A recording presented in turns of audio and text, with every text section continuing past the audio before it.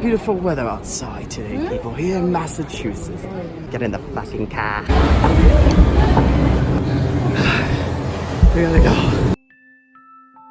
I'm reaching out here because I know it's my only option left. I think it may be the only way for me to contact someone outside. I'm begging for this to go through. The only friends I have on Facebook and Instagram Live are in the same town as me, so reaching out to them for help would be beating a long dead horse. They've seen it. They're just as useless as I am. My town is small, slow. I'm not sure what we did to bring upon a divine reckoning.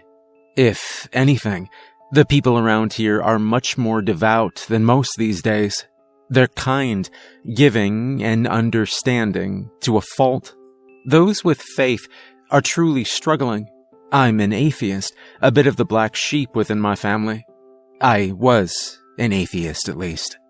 I don't know what I believe in anymore. I can barely fathom some of the things I've seen and heard these past few days. The God-fearing folk have taken it the hardest. A lot of them are dead by their own doing. I tried to stop Mr. Warren before he set his house ablaze. I swear I did.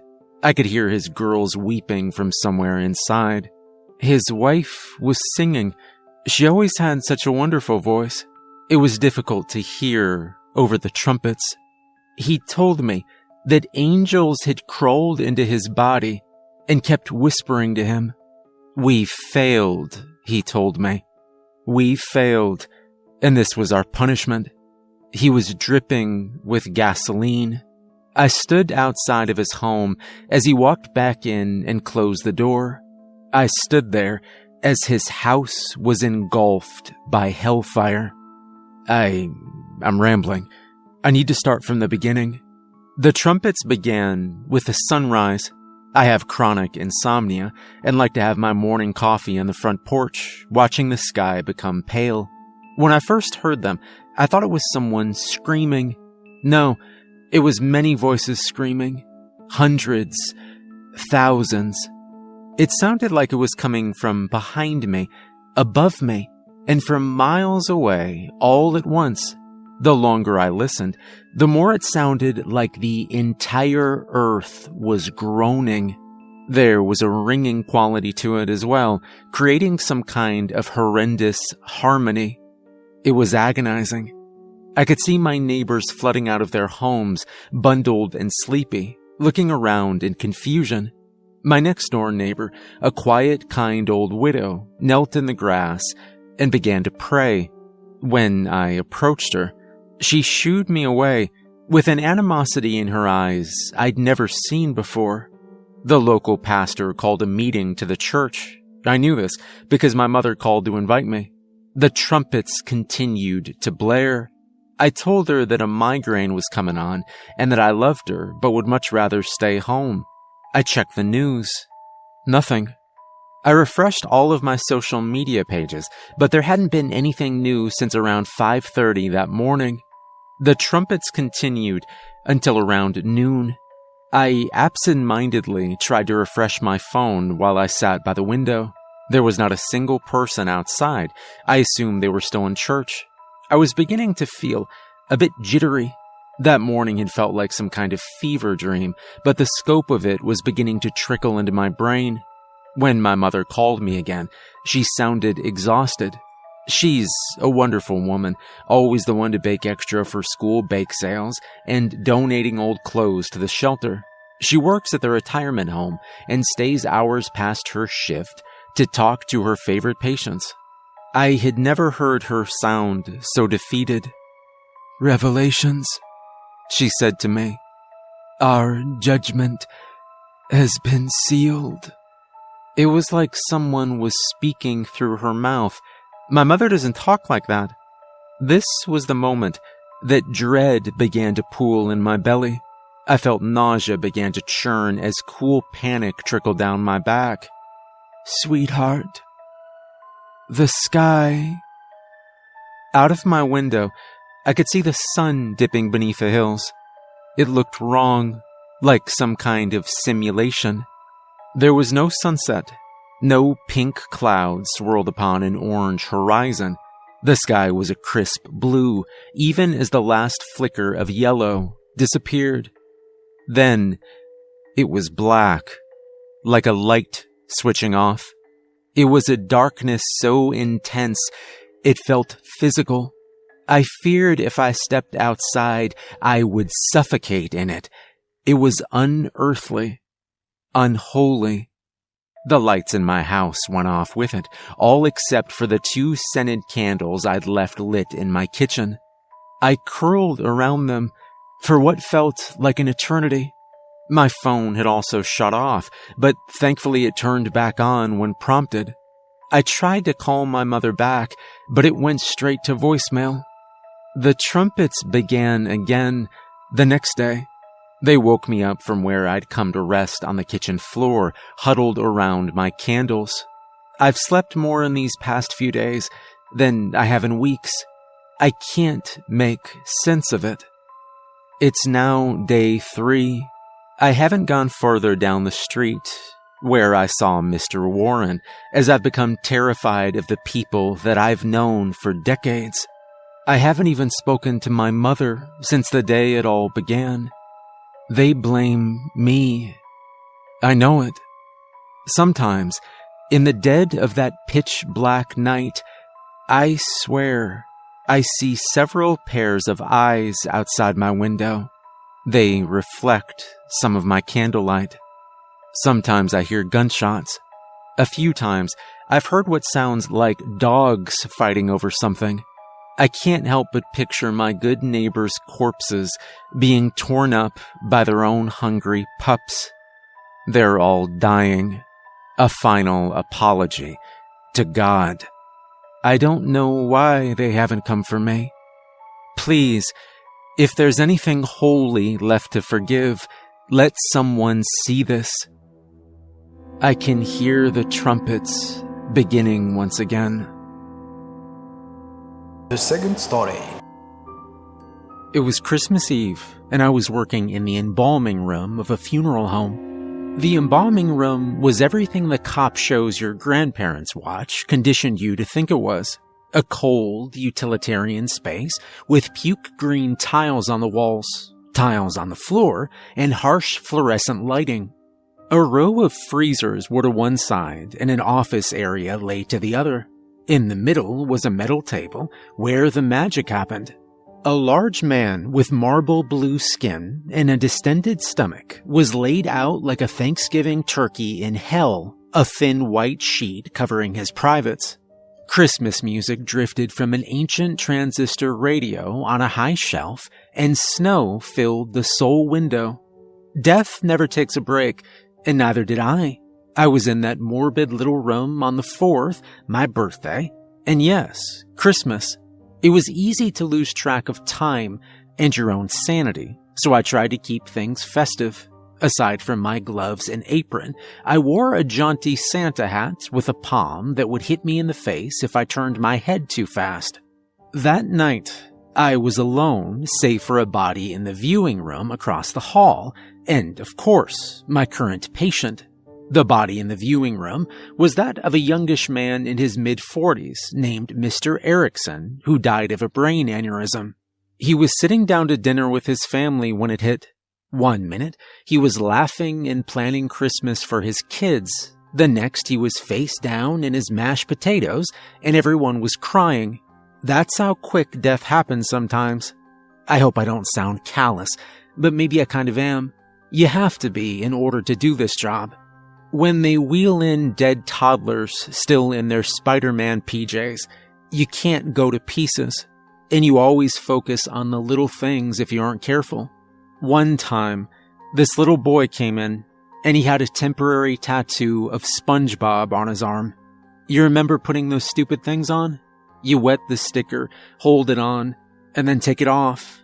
Such a wholesome image. And here the kid was dead. I don't know, maybe if I was a better writer, I'd be able to articulate why that sort of thing disturbs me. Since I have to say something, I'll say this. Kids shouldn't die. They shouldn't. But they do. And someone has to take care of their bodies. Anyway, I was nodding along to Winter Wonderland and draining Mr. Thompson's blood when a loud crash rang through the empty building. I jumped a foot and inadvertently yanked the nozzle out of Mr. Thompson's abdomen. I fell back a step and bumped onto the machine, a sort of vacuum. Wouldn't you know, it tipped over and the top came off. Blood swept across the floor like the Red Sea closing on the Pharaoh's army, and the nozzle fell from my hand, clattering to the table. "Damn it," I said through my teeth. There was a drain in the middle of the floor, so cleanup wouldn't be that bad. But still, I was so worried about the mess I'd made that it wasn't until I was filling the mop bucket from the slop sink when it hit me. Wait a minute. Wasn't there a loud noise? I looked at the closed door with a foreboding feeling. I cut the sink and listened, but heard nothing. It was probably one of the coffins in the showroom. A few were propped upright like those pics you saw from the Old West. Some dead gunslinger with a dour undertaker standing beside him like a fisherman with his prize catch. And sometimes they took a header. When I was finished mopping up this mess, I'd check it out. Pushing the wheeled bucket to the center of the room, I started to swab the deck, whistling Step Into Christmas by Elton John. "I'm real sorry about that," I told Mr. Thompson, honestly. "Sometimes I can be a real boob." He didn't reply, which is a good thing. You can talk to the dead and be okay. If they start talking back, though, well, you got a problem. I opened my mouth to say something else, but the words cut off when another sound came, this one quieter than the first. For a second, I wasn't sure that I'd heard it at all. Then it repeated, a soft, scraping sort of noise like sandpaper on a block of wood. I turned to the door, and as I did so, I realized what it was. Footsteps. My heart began to race, as if on cue. The light seeping in through the crack at the bottom of the door flickered, like something had passed in front of it. My heart dropped into the pit of my stomach, and my hands tightened on the mop. Someone was here. My mind raced with 1,000 possibilities, each one more terrible than the last. The funeral home wasn't in the best part of town, and crime had a way of, happening. Just recently, someone got faded 2 streets over, and a while back, some dude slid by a crack house with an AK and dumped a clip. I don't know why anyone would want to break into a funeral home, but hey, here we are. The shadow moved slowly, the hissing sound of its dragging footfall so loud that I could hear them over the pounding of my own heart. I lifted the mop like a club and licked my lips. I started to call something. "Hey, buddy, I got a mop and I'm not afraid to use it." But that seemed pretty stupid, so I kept my mouth shut. The shadow passed by, and for a long time, nothing else happened. Then I heard the telltale clunk of the rear door at the end of the hall opening. I waited a little while after I heard it close again, then I tossed the mop aside and crept to the door. I pressed my ear to it and listened. Nothing. Sure that the danger had passed and that I absolutely wouldn't confront a junked-out burglar, I flung the door open and strode out into the hall like my name was John Wayne. That's right, you better run. I swaggered over to the door and pushed it open. A cold blast of wet, wind-driven snow hit me in the face, and I choked. The building backed up to a parking lot, and on one side, a stand of trees separated it from a string of backyards open to each other. I spotted a dark figure shuffling away, but as soon as I had a bead on him, he disappeared into the trees. I looked around, and there in the snow was a single set of footprints leading away, slightly smeared, as though the perp had been dragging a broken foot behind him. A nervous laugh welled up from my throat, and I shut the door. "Coward, come back and face me."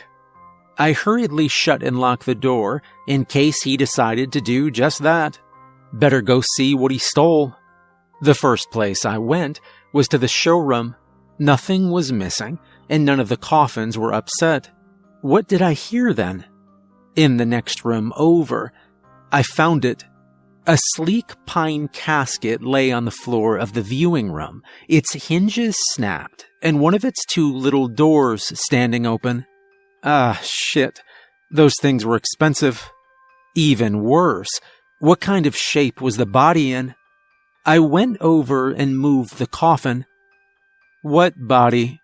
Mr. Erickson, he of the brain aneurysm at dinner, was gone. I checked the whole room, even behind the door in case he was playing hide and seek. No go. He was nowhere to be found. I ran to the back door and threw it open. The rapidly falling snow had filled the footprints in just as clearly as if they had never been there at all. A shiver went down my spine. Defeated, I went into the office to call my boss. Later, the police came and took my statement. Their theory was that someone had taken Mr. Erickson, and that was a good theory. What else could have happened to him? He didn't just get up and walk away, did he? Cue nervous laughter. On Christmas morning, the Erickson kids woke to find their dead father sitting in his lazy boy facing the tree, as if to watch them open presents.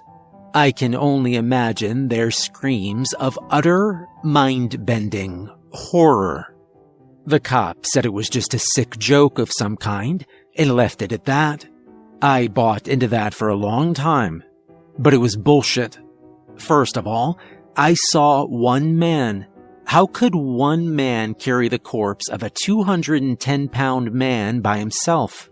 Bride over the threshold style? That didn't make any sense. It was possible, though. I mean, it did sound like the guy was struggling to move.